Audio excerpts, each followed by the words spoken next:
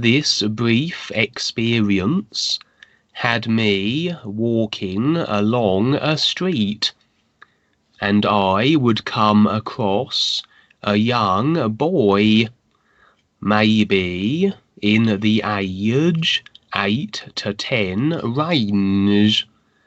He was laying in the road and appeared to have been mangled somehow, battered, bruised and bloodied. The first thought would have been that he must have been struck by a car. I would lift him very carefully and place him on the sidewalk. He was unconscious the entire time. I was wanting to get help, but as it is on the physical, I don't use cell phones, so never have one with me. And this was the same situation here on the real side. I lacked a cell phone to call for help. I did see several people walking past and would request their assistance, but they seemed disinterested, ignoring my pleas, and some even pretended as though they couldn't hear me, although I knew that they could indeed hear my requests for help. Dwayne describes in his new books how when he encountered the ears, it demonstrated itself in a form best expressing its purity, that of a little girl.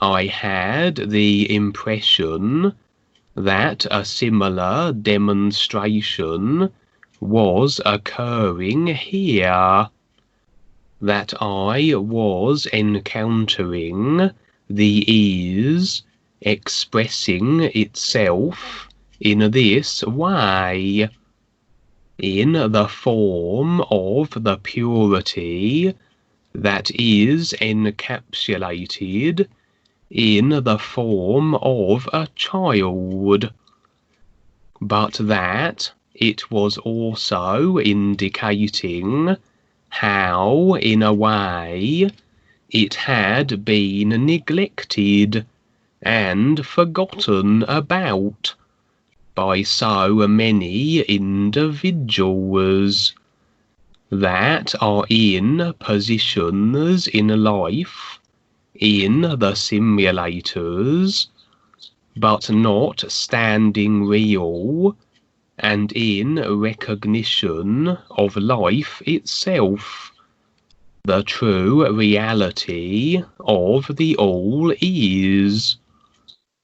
That the essence of this isness, of being real, is a real survival and self-sufficiency, and real isness recognition is demonstrated as a supporting of the true reality through the standing real in our real awareness, being in the new nowness of it, and the promoting and sharing of it, a true reality that supports each individual awareness in turn.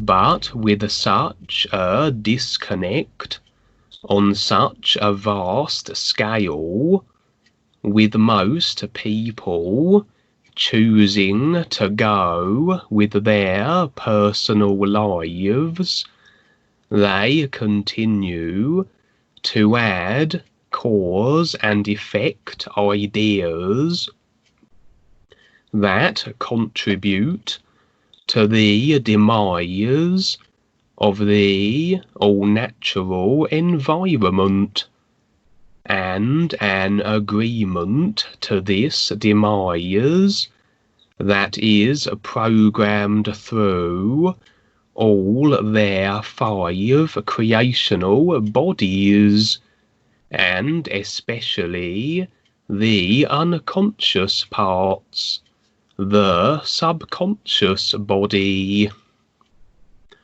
The all-natural environment that is the whole of life is expressed throughout creation and into the real universes, and is the isness that supports us all.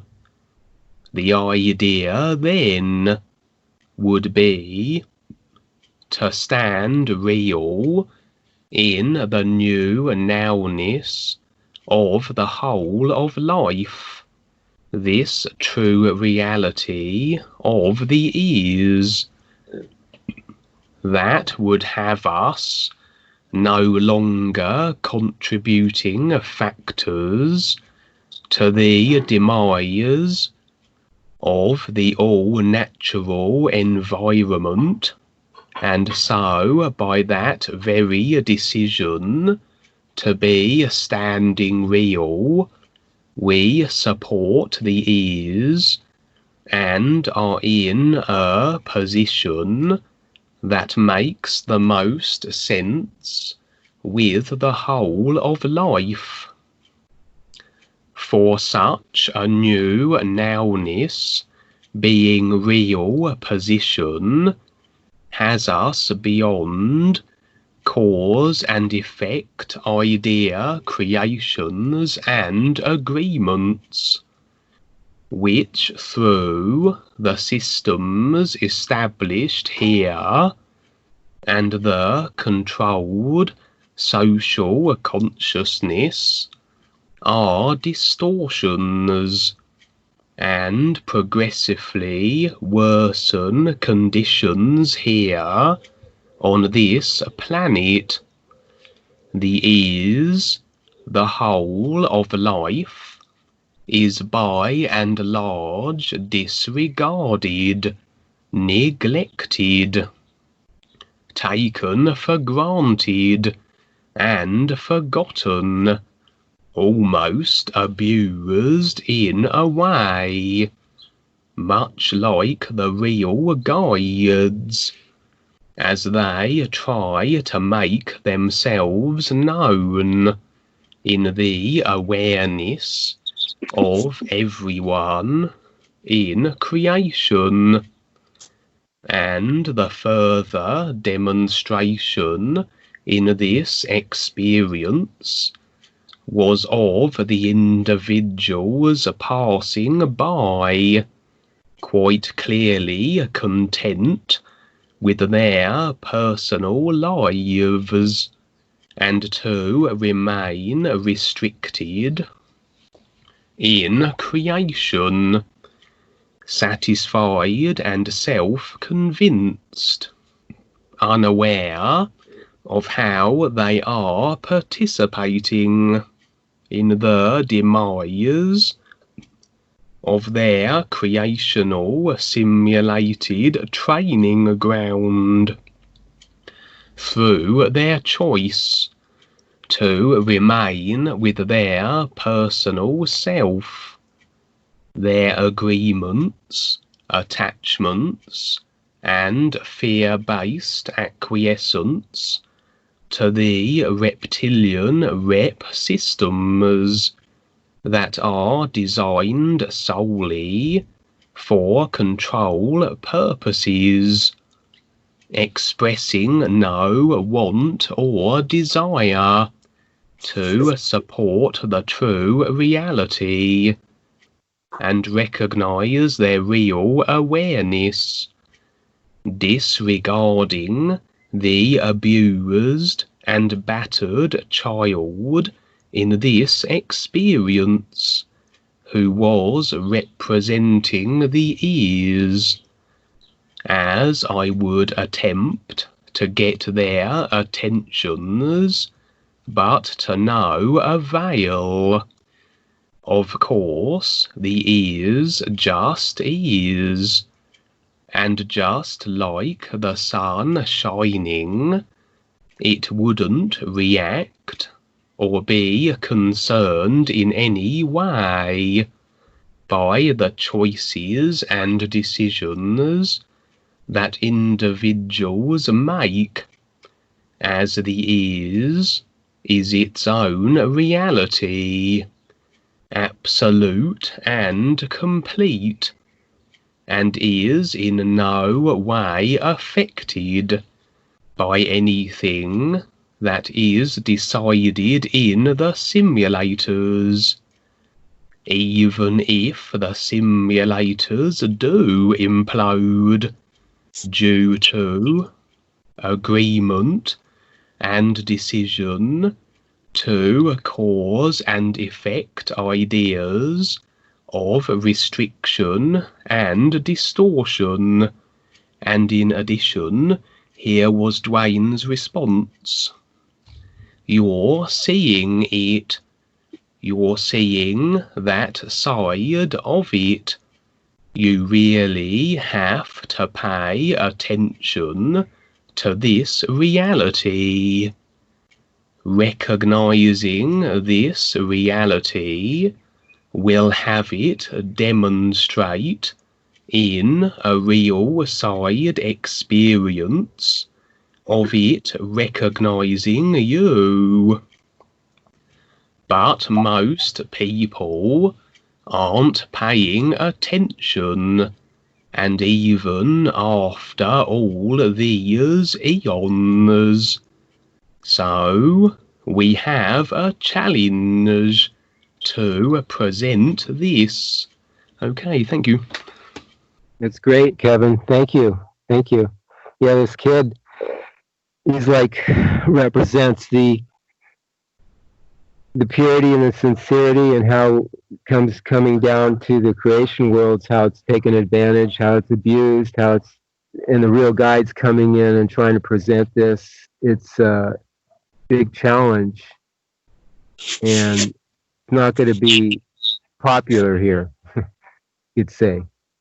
So yeah, when they say, we want to keep you safe, like with the virus and this, it's safe for them, to keep people safe. They want it safe for them so they can control you. But there really is no safety here. And this is a dangerous place for anybody who's sincere and pure. Look at the pedophiles taking advantage of the innocent kids and all that. It's not a safe place, but they want you to make it appear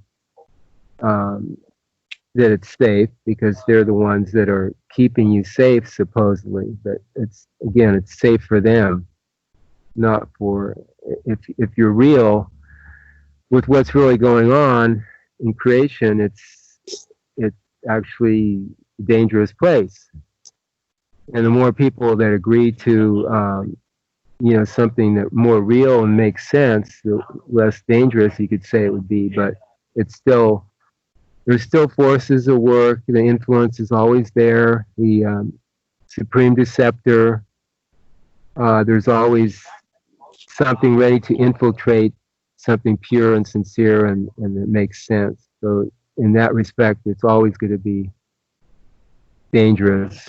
So Webazar said, you got to live in the danger zone. Well, this is this is it. I mean, if you're really real with things, then you see, and if you see the way things are really going, what's really going on, this is the danger zone. And this kid, yeah, he represents that. I could see that, how he's been like run over by a car, because that's just the way you feel sometimes. You feel like you've been, you know, run over by a big truck. But we keep going, and it's just wonderful the way it is, and it supports you in your real awareness. So the physical part, yes, it's going to be bruised and battered, the personal self, but the real awareness still, it, in a way, it almost benefits from the hardships. And you don't even have to go out and seek hardships like these people on the show I described, the people that were dropped off in a survival situation. It'll come, it'll show itself, just the opportunities to manage creation, and the challenges will show up easily for everybody. And I'm sure everybody sees that. It's whether it's your health or your finances or just depression or whatever you have going on in your personal self. Well, there's always something here to in a way, it's an opportunity to wake up, to see more, to see through it. So the kid is like, yes, it's like the real guide's coming in and being run over because they don't want us here, but that's okay. We're here anyway.